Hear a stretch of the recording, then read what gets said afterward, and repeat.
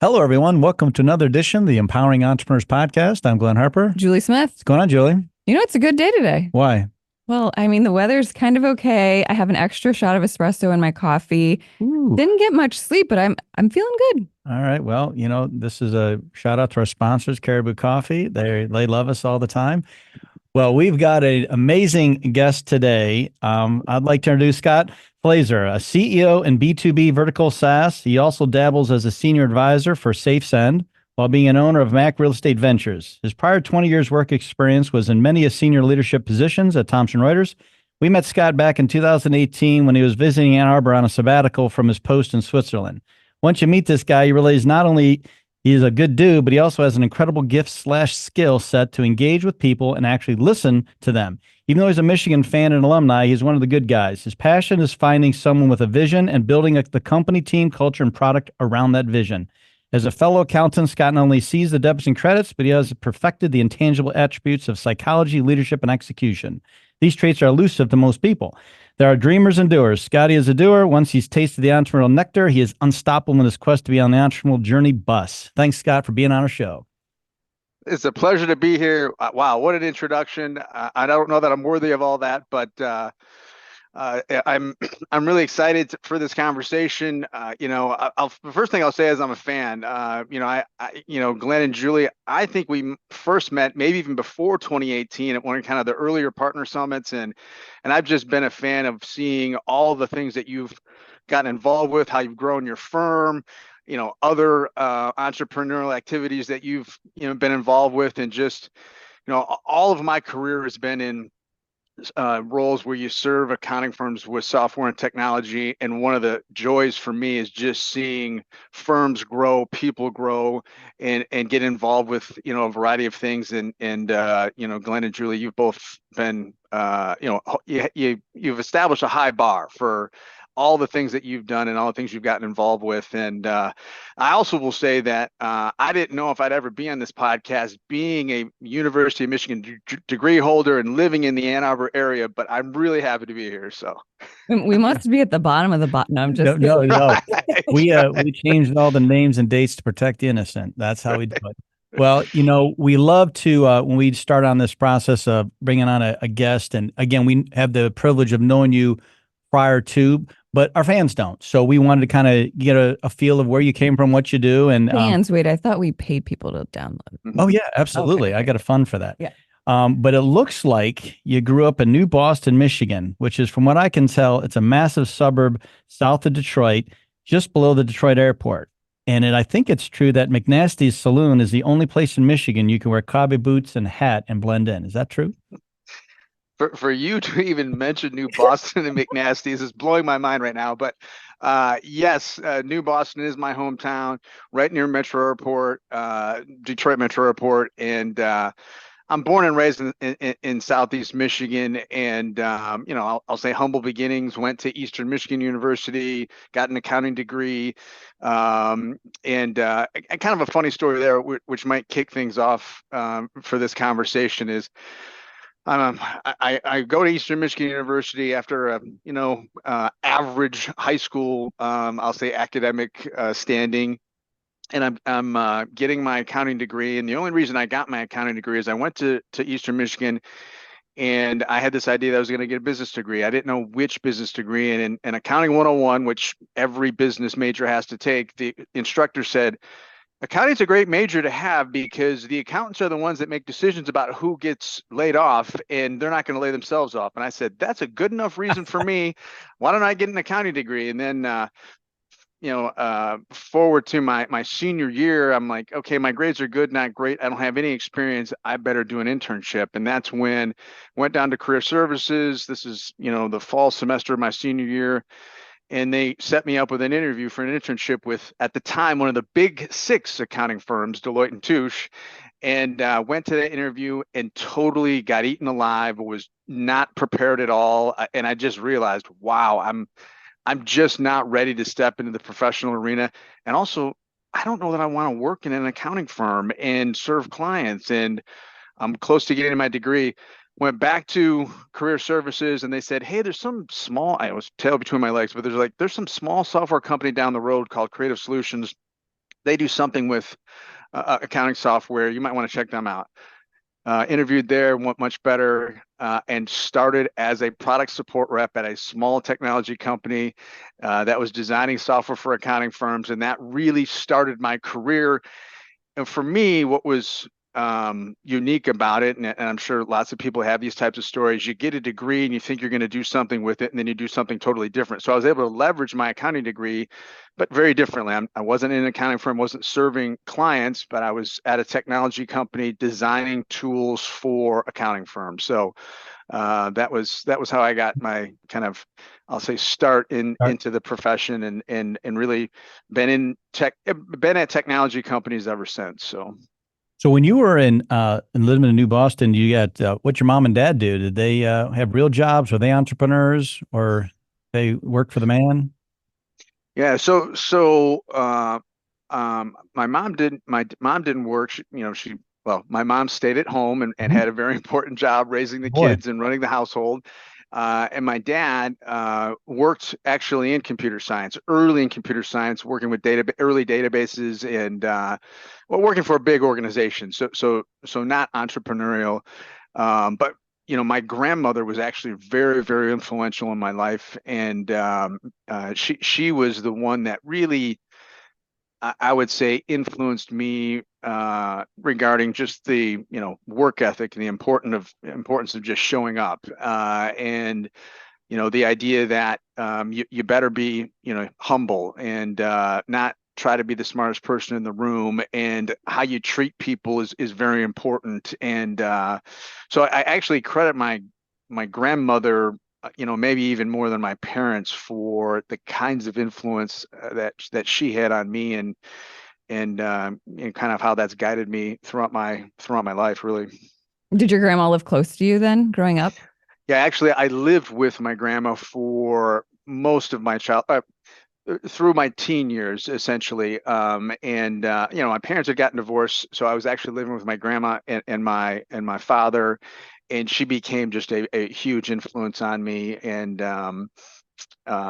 someone that I always credit her for the successes I've had in life, personally and professionally. I really credit to her in the way that she helped guide me, and essentially steer me away from pitfalls in life. So well, it's funny at that age and going through all those things. It's just somebody to believe in you and tell you can. It just takes a little bit, and it makes such an impact for people. And like I said, you can see this is what for 50, 60 years later from that. I'm kidding. 20, 30 years, it makes such an impact that you look back and go, wow, somebody just said I could, and they guided me and helped me, and here you are.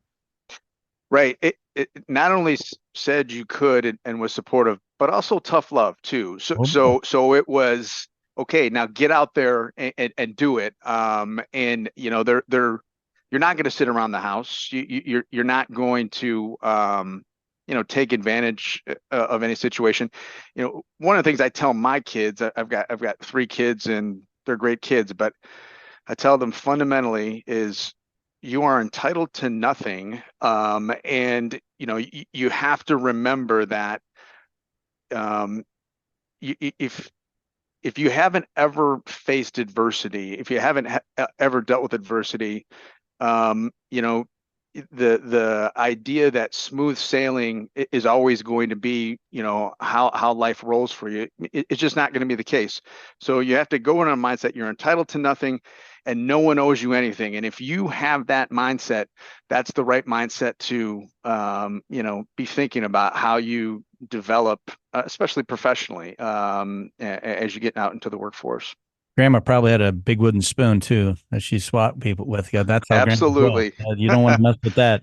Uh, So growing up, so you talk about your grandmother. Did you ever paint rocks, do a newspaper route, try to mow lawns? Did you ever have any of that entrepreneur, in you growing up that kind of, maybe drove you a little? Yeah, actually, one great experience, that I call upon, my learnings, from this, across my whole life.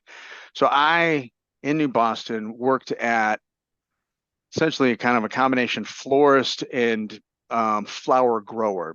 So we had fields, grew flowers, it grew cut flowers, and you'd cut these flowers and you'd take them and you'd sell them at the farmer's market. So I'd get to this farm at 2:30 in the morning. We'd Ooh. load up the truck and we get to the Detroit Eastern Farm. The Detroit Farmers Market is called Eastern Market. We get to Eastern Market by 4:30. The wholesale market started at 5 a.m., went to 5 to 6, and the retail market started at 6 a.m. And that whole experience in the retail market, you've got, stores, retailers coming up and wanting to buy, flowers in bulk. And it's all about negotiation. And I remember early on, they would I'd say, okay, these flowers are $4 a bunch. Well, I only want to spend $3 a bunch. And then you'd have to remember quarters, and you'd have to be really good about understanding how to anchor high so that you can eventually get the price that you want. And that was the wholesale market. Then the retail market would start, and it would be working with individual customers. And that whole experience was fantastic, just dealing with customers, dealing with, all the fickle customers that are out there, and understanding how to manage people and all walks of life. And so yes, working at the farmers market was a great experience for me, and taught me lots of life lessons and business lessons. I feel like that's on your resume. Should be a commodities broker in the Detroit exchange. Right. So there was recently, it's funny you bring this up because I was talking to someone else about it. There was recently this Wall Street Journal article that basically said teens these days do not need fancy internships. They need real jobs where they're working in restaurants, they're working in retail, they're dealing with, unreasonable demands from customers. They're dealing with, scheduled demands that are going to be at odd hours. They're dealing with the public, and it's not, early on, these parents think I have to get my, kid into some fancy office with some title for their internship. Well, they need to get out there, roll their sleeves up, and work with the public, work with people, develop people skills. And that's what I did at the farmers market. And I totally agree with this article. And I was actually just giving a talk to a college classroom, and I was referencing this about how important it is to have these jobs and spotlight these jobs once you're starting to get into the professional workspace, because entrepreneurs understand those types of jobs are where you cut your teeth and you kind of, learn to interact with people and engage with people. I've said for a long time that I believe at least my kids have to serve or bartend for a part of time, because they have to learn how to think quick on your feet. That, I think, gives you emotional intelligence, because you cannot react. Like all the things you just said, I couldn't agree more with. It's funny. It's the mindset now is there's no jobs out there. Not if you want to work 40 hours a week. Like, right. Yeah. It's like there's so many the intangibles. There's a skill set, and then there's holistically looking at things. And how old were you when you were getting up at the 2 a.m, which is awesome, by the way? 16. 16. So game on. Yeah. Has it stuck with you at all? Like some of that early, early morning routine? Yeah, I am an early riser, not that early, but yeah, I still am an early riser, and I like to, I personally like the quiet that you have in the morning to get, heads down work done. Strategic thinking, I think is really, I think I'm sharpest strategically in the morning. Once, you're working with people and there's more, distractions. Yeah, then you're still working and still, doing good things. But I like the early morning hours to do heads down, really deep thinking work and strategic work. Growing up, did you play sports? Were you an athlete, like in team sports or individual sports? He's an athlete. You can tell. That's very kind of you, Glenn. Yes, I was a basketball player, loved playing basketball, played high school basketball, even though I was vertically challenged. But yes, the team. So I'm a team sports kind of guy, and I love, all the stories about great teams and leadership and how, teams gel and there's, come together and how they, learn to, the old saying with basketball is that the best team is not the team that has the five best players, it's the team that has the five players that play best together. And I totally agree with that. So, It's funny, the team sports are good, but I also know you play golf, which is definitely not a team sport, but that's just to torture you, right? To get inside your own head. Most of the so time, that's how us golfers look at it. yeah, totally. I do like to golf, but it's mainly to hang out with my buddies. I'm Yeah, not very good at it. It is is a humbling game. At some point I hope to get better at it, but you're right. That is very much you're out there on your own and you're in your own head. And very place. it's certainly a game that requires mental sharpness. So you're sitting there and you're brokering flowers at 2 a.m. to the wholesalers, the retailers, and then you're like, yeah, I got to get to college, and you decide to go to Eastern Michigan. How'd you pick that school? Just because it was close by? Um, Yeah, I'm chuckling because for my kids, I got one out of college. I got one that's a senior in college and one's a freshman in college. So my wife and I are empty nesters as of the last 6 weeks, which is new and different, and our house is very quiet. But for our kids, there was I'll say quite a bit of process around visiting schools, evaluating them. There's obviously information online. I didn't have any of that back in the 80s, 19 class of 90. So yeah, I went to Eastern Michigan because it was close to home. Um, it was affordable, and I could get in. And that was really the extent to which I thought about it. And I knew they had a business school, and I wanted to get a business degree. And there wasn't much. There wasn't much I was thinking about beyond that. So it was pretty simple. Was your grandmother, I don't want to say forcing you, but a strong force behind saying, you've got to go to college, you've got to figure this out, you've got to get something bigger and better? Absolutely. So my grandmother for sure, and also my father. And I was just talking to a classroom I mentioned, and you know, it seemed back in 1989, 1990, it was if you want to make something out of your life, you need to get a college degree, and that was the path I took. And I would never talk anyone out of getting a college degree today, but today I think it's different. I think there's just different paths you can go down. I was telling these students, I said, you might want to get into the trades, and that's going to be a different way. And I think the trades, you can do very well for yourself there. And there's other people that are professionals that never got a college degree. I still think a college degree is very good, and I think there's can be great return on investment. But back when I made the decision, it was that is, there isn't that is the path you need to take. Otherwise, you're selling yourself short, which I think is a little bit different today. But yeah, that was my mindset back then. yeah, they didn't have the dock worker salaries like they have now back when we went to college. Like that's where Right. you can go work, make your 300,000 a year working on the dock. But it's a whole different story. But it's funny, when you pick the school you go to, a funny story. I picked Ohio State because it was close, it was cheap, and they actually accepted me. And I was like, well, that's cool. And then I realized later that they had to accept me. It's like, dang it. I thought I was special, but I was not. So here you are, you go to school, you're in Eastern Michigan and you're doing your thing, and you decide, I'm good here. You're going to go to work, and then you have this epiphany that lets you go back to school at a Pee Wee football school, University of Michigan, to earn your MBA in strategy and leadership. Like, how did this come along? Say, you know what? Accounting was cool, but I need this MBA in strategy and leadership. What was it? The company said, hey, we would like you to do this, or you were just like, I got to have some more letters after my name?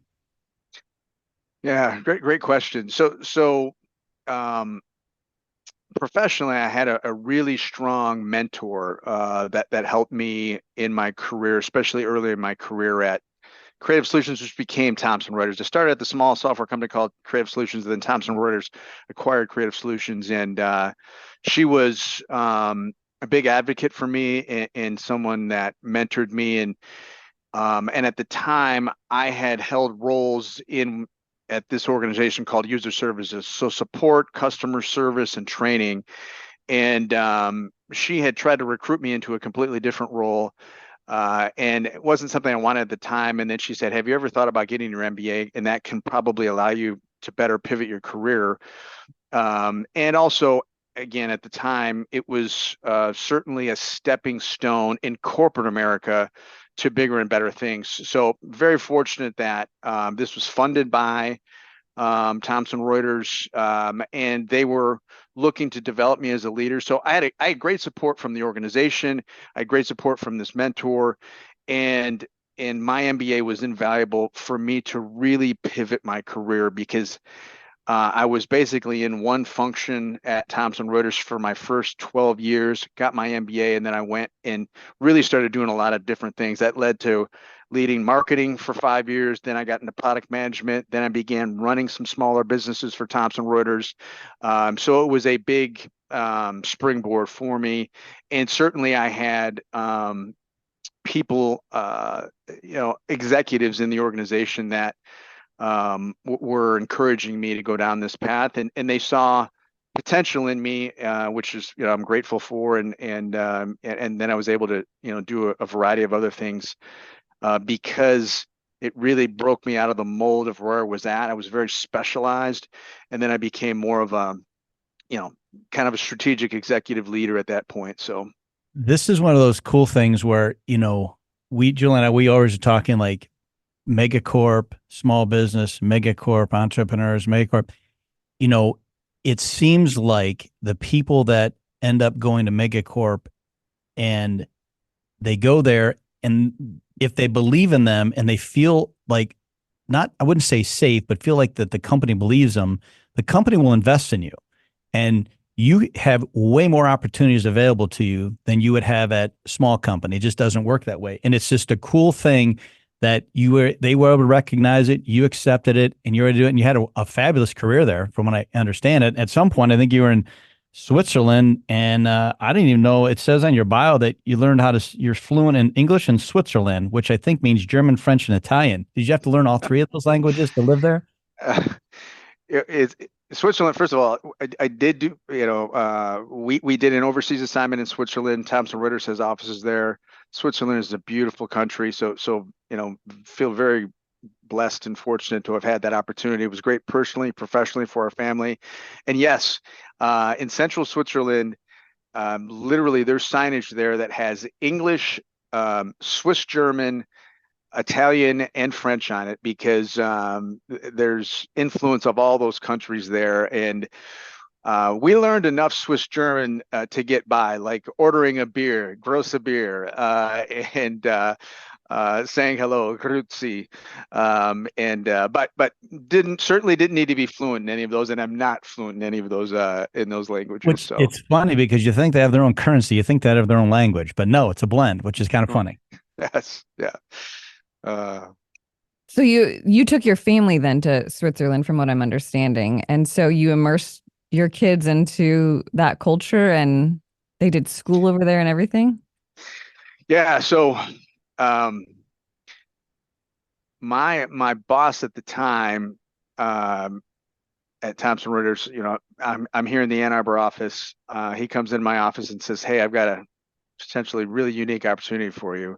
And I knew we had offices there, and I knew people that had done these assignments over there. And he laid it out to me. And at the time, I freshman in high school, a sixth grader and a third grader, and came home and spoke to my wife. She wasn't immediately thrilled about this idea of going over there for 2 to 3 years. But we both said, okay, if the kids are in for this, then we'll do it. But we sat the kids down and said, hey, this is a great opportunity. However, we're not going to force you to go. So this is something you need to think about. And the one piece of advice I'll give you is you might not ever have this opportunity again. So just remember that. And my daughter was an immediate no, and she was completely against it. She was just, she was on an ice hockey team here that was doing really well, and she had friends, and she just, for her it was an absolute no. My two boys were a little bit more open to it, but then behind the scenes, she did her own research. She connected to the international school on LinkedIn. I'm sorry, on Instagram. She chatted with friends of ours who had done this before, with their one of their daughters, and she had basically, not without telling us, I did some research. She came to me like a week and a half later, and she goes, "Is this still a possibility?" I said, "Well, I kind of already told my boss no." So, but she said, "I'm in," and I was really proud of our kids because this wasn't easy for them, and it was going to be adversity for them. New culture, new school, new friends, new currency, new language. Even though international school, it's English based, but um, it was a fantastic experience for them. They loved it. They still have friends that are. My son was just in Finland for a few days, hanging out with his buddies there, Oh, they and will. yeah. So it was a great experience for us, as a whole family, and for our kids, and because they had to deal with some adversity. I mean, going to Switzerland doesn't sound like adversity, but for high school students, middle school students, this is all kinds of change for them. I just feel they're so much better off, not only for the, international experience for itself, but just getting out of their comfort zone. They got way out of their comfort zone, and so did myself and my wife, and we very much You know, enjoyed it. this is, you said something that resonates. Like, you asked your kids, like back when I was growing up, your parents didn't ask their kids nothing. You just did what they said. For Right. you to do it in a different way to get their buy-in, already you knew you had those skill sets, but to put your family first on that, to recognize, professionally and personally, it was a big deal. But you're like, let them make the decision. Like, who lets a third grader make a decision? But I can't get over That's is great. like, how is your daughter the oldest one? No, she's the middle. Oh man, So I she didn't was have in, it she was in figured middle out. school. But she's gonna do great Oh things. boy. The fact that she had enough emotional intelligence to be like, maybe I, gut react, like, like reacted just right off the thing, and then to go research to figure it out herself and not use her parents at all. I mean, She'll be on the podcast in a few years. yeah, I Sure. mean, what's she gonna do? Yeah, very proud of her. So she's a senior at the University of Michigan. She plays ice hockey there, and she already has a job in investment banking in New York City for after graduation. So in July of 2025, she'll be in New York City working in investment banking. I hope she knows what she's getting into, but I'm really proud of her. And yeah, she's all three of my kids are really on great paths, and I think at least in part it was because of the international experience and just, again, getting out of their comfort zone. Well done, well done, Dad. Yeah. So, I'm curious, the University of Michigan is really easy to get into. So it's not like an exclusive school or anything, but I think you picked there because they have picture books, which is important because that's easy to get in. I'm totally messing with you. University of Michigan is a fabulous institution for education, but I feel like once you got in there as well, that's a great alumni network. You get plugged in everywhere with that. And now that you're back, I guess you left for a little Switzerland, you're back living, um, got you living in Pinckney, Michigan, another thriving metropolis of 2,415 residents. Um, and of course, the hometown of Chris Sabin of WWE fame. Did you know this? This is I crazy. didn't know that. Yeah, I it's did not a know big that. deal on the WWE. But um, again, you settled back, but you guys decided not to live in the major city. You're living in like a small town and doing your thing. And how'd that work out for you? How'd you make that decision? Did you feel like you could live there? You didn't have to be in the big city, or how'd you settle back in Michigan just because it's home? Yeah, just because it's home. So Southeast Michigan is kind of home for us. We've got family here, and so when we came back from Switzerland, certainly we probably could have decided to live anywhere, but this is home to us. Mhm. Call us crazy. We like the change of season, and Like, yeah, we like the lakes, and yeah, for us, it just feels like home. So So you come back from Switzerland, you're back in Michigan, you're still working with Thomson Reuters, but at some point that changes. yeah, so yeah, the while I was in Switzerland, quite a bit of change going on with the business back in the U.S. The business that serves accounting firms of software and technology. When I got back, there was new leadership, and I was part of that organization for about 8 months after getting back, and then they decided to move in a new direction, and they essentially combined some teams, and my role was eliminated. And that certainly was a little unexpected, kind of a kick in the pants, but really an opportunity for me to reset and just decide, okay, what do I want to do at this point? I've had this, great career at Thomson Reuters, and I have absolutely nothing but gratitude for all my years at Thomson Reuters. Just tremendous. I was able to hold various leadership roles. They funded my, MBA. They had me, do an international assignment. Just a tremendous career at Thomson Reuters. But that's when I realized how important networking is and how important your network is. So I started a network. This was the summer of 2019. And I had met the two co-founders of a business called SafeSend a year earlier at the conference, and reached out to one of the co-founders, and it was just networking, saying, "Hey, I'm looking for my next opportunity. If you know of anything, or can we just catch up and talk, about how your business is doing?" One thing led to another, and I met with the co-founders. And realized they have a great business and a great product, but it's small, and they don't have expertise with growing and scaling a business. And I realized, wow, I can really help with that, because that's what I did for years at Thomson Reuters. And so joined in Q4 of 2019. And at the time, the one co-founder that was CEO, he indicated, I love working on the product, and I like figuring out ways that technology can solve real world problems for accounting firms. I don't necessarily enjoy running a company and leading a company on a day-to-day basis. So if this works out, potentially there's an opportunity for you to lead the business overall. I came on as a chief operating and strategy officer. Really embraced the team there, and began to help with growing and scaling that business. And then a year later, I was appointed CEO, and was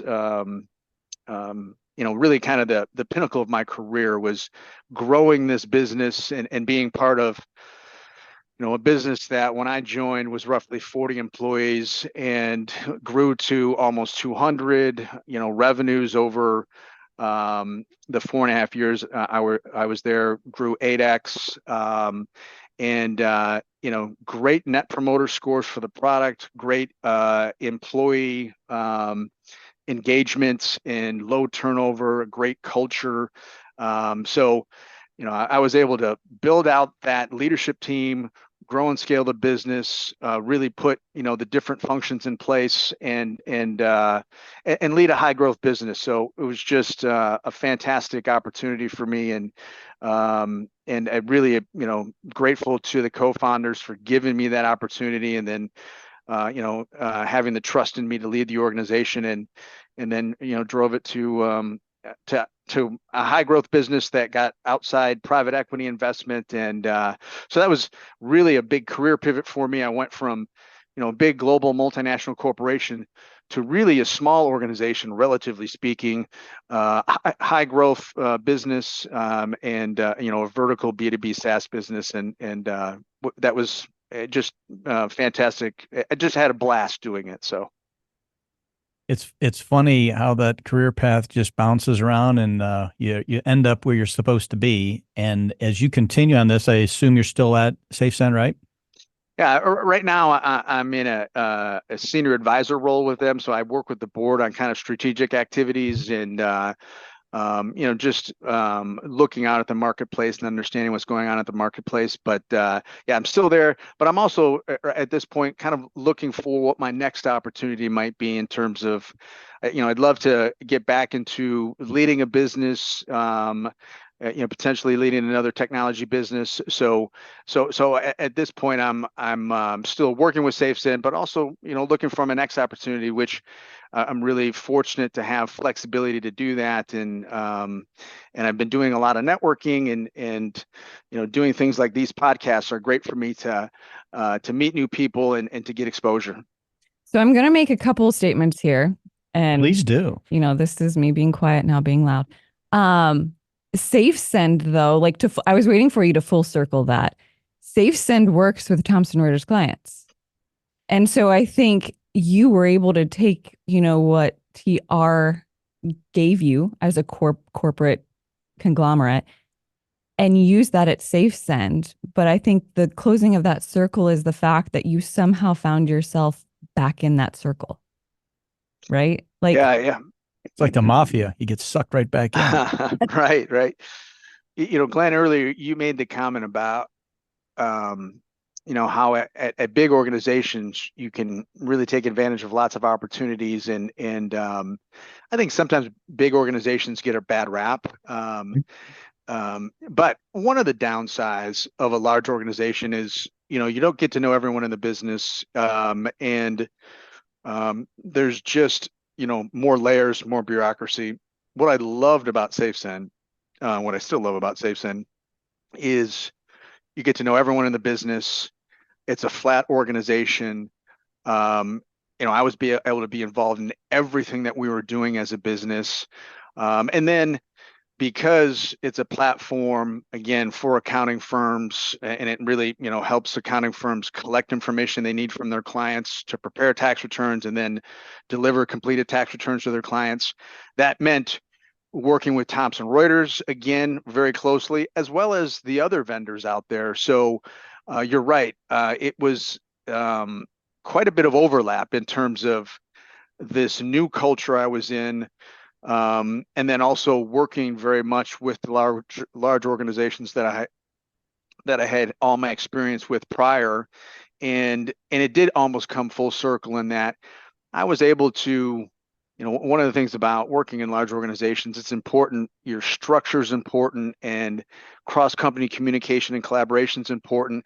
And those are some of the kinds of things I was able to, put in place at SafeSend, which is build out a leadership team, build out an organization structure that's going to support growth, make sure we have great cross-company communication and collaboration, and make sure that we celebrate wins and recognize people and individuals, build a great culture where no one feels isolated, that they always have resources and they can get help if they run into challenges. So yes, in what I like to think, Julie, is that I was able to apply a lot of the domain knowledge I'd picked up over a couple decades at Thomson Reuters and apply that in all the great, in all the best ways possible to help a small business grow and scale, and then also, work in partnership with an organization like Thomson Reuters. When you have the small company, knowing the quote, the trade secrets and the speed you can implement, because you don't have a committee, you don't have to go market it to somebody else. For the big company, so you had the ability to move with speed over here and SafeSend, but at the same time, how TR worked, and you know how to get things done, which is very unique and very probably great for both companies. Yeah, no. So Scott, a lot of our listeners are like growing their business. They're probably, resonating with you in regards to that small business and growing and scaling. And I think entrepreneurs have a hard time finding people like yourself that are going to run their business as if it's their own, but it's not. And I think that skill set, that quality is really hard to find. And I think you might be one of the, you're great at that.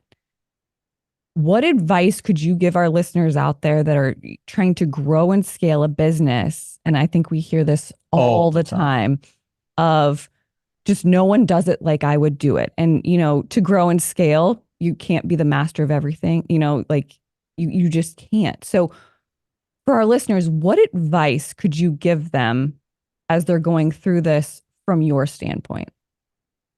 Yeah, great question.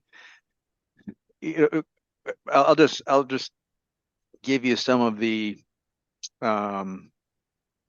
ways I tried to some of the ways I tried to do this at SafeSend, because certainly was very small when I got there, but then we grew where I had to also rely upon people. I wasn't able to, make all the decisions, do all the work. So, um, first of all, if you have someone that you're working with today, that's in your business today, that shows potential, I think there's really good value in investing in them, and getting to a point where if this person has potential and they're showing, the drive and passion that you would expect someone to have, that you would, trust to help run your business, you're going to need to invest in this person, and that's going to be, mentoring and developing them, and potentially that's certainly your own time, but then maybe outside resources, um, and and then you want to put guardrails in place. So they're not going to make every decision, exactly the way you would, and they're probably going to make some mistakes. But if you have guardrails in place, you give them the opportunity to grow and develop, and you can free yourself then to be doing other things. This classic, yeah, you're not working in your business, you're working on your business. You want to be in a position where you're working on your business and you're going to have people that you can trust, but you have to put guardrails in place. So I think maybe the first thing is just guardrails, is invest in them, develop them, but then give them guardrails and just know that they're probably going to make some mistakes. And then secondly, you want to have a culture of psychological safety. I think this is a huge, there was a leader I worked with at one point that said, when I lead, my people kind of fear me. And I think that's exactly the wrong approach that you want, because in that kind of environment, if mistakes happen, they're going to get buried and you're not going to understand what's going on. In an environment where there's psychological safety, that means your people are not afraid to raise their hand and say, "Hey, we got a problem." Raise their hand and say, "Hey, I made a mistake," and this is going to invite your people to be able to take calculated risks. You're going to need them to take calculated risks, and it's going to invite your people to feel comfortable that my leader has placed trust in me, doesn't expect me to be perfect, but expects me to get better. And I think that's maybe the third one, is a mantra of continuous improvement. If you instill a mantra of continuous improvement, the trend line to me was always important. I just want to make sure our trend line is that we're always improving, month to month, quarter to quarter, year to year. We want to be always improving. So, I don't know if that exactly answers your question, but if I think about those things, you want to invest in people that you feel have potential, put guardrails in place, support an environment of psychological safety so that people can be genuine and authentic, and they can raise their hand when things aren't going well, and they're not going to bury problems. And then can't even remember what I said last, but that the Safe. yeah, safe, yeah, Yeah. yeah, yeah, and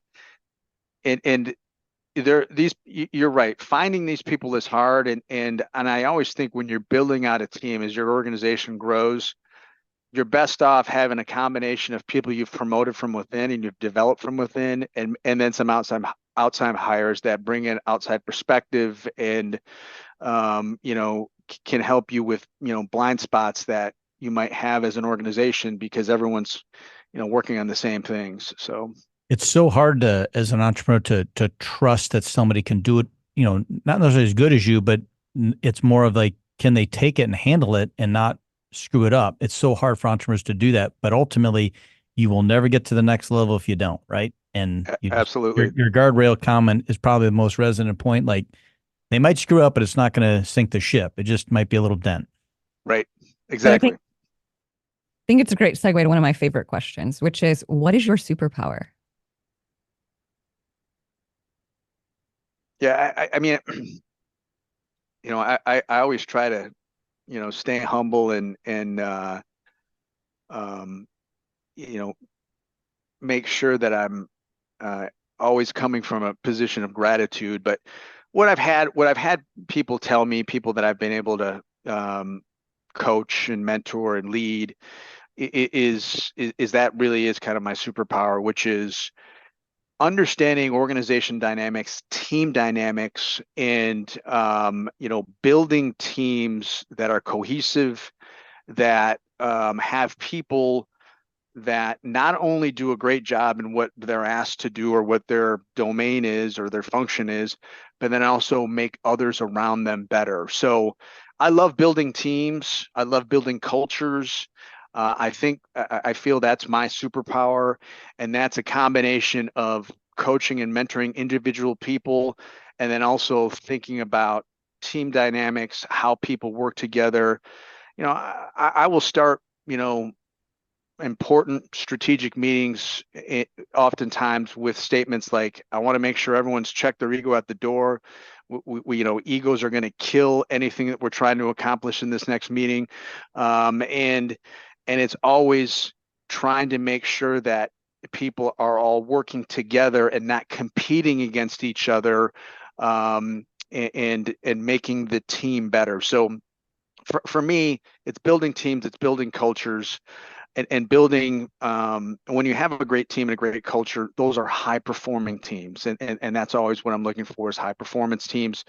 And for me, certainly, the metrics that I can point to for how some of the businesses I've led have done are impressive, and I'm certainly proud of that. But what I'm most proud of, and what the juice is for me, and what brings a smile to my face and brings me joy, is seeing people grow and develop and accomplish new things and take on new responsibilities. I love that, and those are the kinds of things I think about most about the joy I've had over my career. So then I have one last question. This is a little different because, just a little different, but what is your end game? So you're an empty nester, you're sitting on the board of a company that you grew way bigger than probably you thought even at the beginning could be. You're looking for your next, beyond all of that, what's your end game? Yeah, great question. I've been asking myself that. Yeah. Don't we all? Yeah. As much as I love technology and I love the accounting profession, which is where I've spent all of my years, I really would love to do something with a little more purpose. At the end of the day, helping accountants be more productive, hey, that's great. But if I could do something that was a little bit more, purpose driven, that had, maybe more of a charter to help people or help, society, I'd love to be able to do that. I've had an opportunity over the last few months to work with a charitable organization that provides meals for those that don't have means, and that's been very rewarding and feels good. So I'd love to have some type of opportunity to do things that more clearly are helping humanity and are more purpose driven. And that's in part because I've got, I'm blessed and fortunate to have kind of the opportunity to do that if I'd like. So the canvas is kind of blank for me right now, but I guess my ultimate end game is, retirement doesn't sound fun at all. Sitting around doing nothing actually doesn't sound fun. I want to have a reason to get up every day. And if that reason is around helping people or helping humanity or, doing good, so to speak, that would be ideal. So that's probably my end game, Julie. And I'm just starting down that path.